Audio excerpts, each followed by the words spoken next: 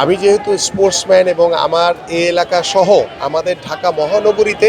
আপনারা সকলেই জানেন যে খেলার মাঠের অনেক অভাব এবং আমাদের যেটি পরিকল্পনার ভিতরে রয়েছে যে আমরা 2টি ওয়ার্ড কিংবা 3টি ওয়ার্ডের মাঝখানে আমরা 3 থেকে 4 বিঘার মতো জায়গা যদি সরকারিভাবে অ্যাকোয়ার করে আমরা আমাদের প্রত্যেকটি এলাকার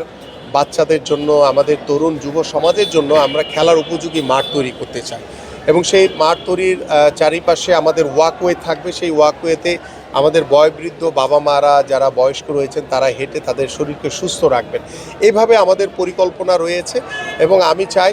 যে আমাদের প্রত্যেকটি এলাকায়, বিশেষ করে আমার এই নির্বাচনী এলাকায় মাদকের একটি বড় সমস্যা রয়েছে এবং মাদকমুক্ত সমাজ গড়ার জন্য ইতিমধ্যে মাদকের সাথে যারা অসাধু ব্যবসায়ী রয়েছেন তাদের বিষয়গুলো নিয়ে ইতিমধ্যে আমরা প্রশাসনের সাথে বিভিন্ন লেভেলে কথা হচ্ছে এবং আমরা আশা করছি যে দ্রুতই যারা অসাধু মাদক ব্যবসায়ী রয়েছেন তাদেরকে আইনের আওতায় এনে তাদের বিচার কার্য সম্পন্ন করা। পাশাপাশি আমরা আমাদের ভবিষ্যৎ প্রজন্মকে আমরা প্রত্যেকটি স্কুলে যেভাবে 4র্থ শ্রেণী থেকে আমরা খেলাধুলাকে বাধ্যতামূলক করতে যাচ্ছি, সেই খেলাধুলাকে বাধ্যতামূলক করার মাধ্যমে আমরা একটি সুস্থ জাতি গড়ে তুলতে পারবো। এবং আমার এই এলাকায় যতগুলো স্কুল রয়েছে এবং আমাদের এই এলাকায় যতগুলো শিক্ষা প্রতিষ্ঠান রয়েছে,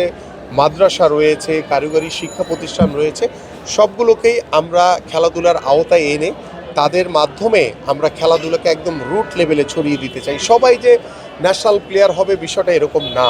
বাট আমরা একটি সুস্থ জাতি গড়ে তোলার জন্য খেলাধুলার কোনো বিকল্প নেই। এবং আপনারা সকলেই জানেন যে আমাদের ডিভাইসের প্রতি আমাদের ভবিষ্যৎ প্রজন্ম যারা যেভাবে আসক্ত হয়ে গেছে, সেই ডিভাইস থেকেও আমরা আমাদের সন্তানদেরকে ভবিষ্যৎ প্রজন্মকে আমরা দূরে রাখতে চাই। সো আমি যুব ক্রীড়া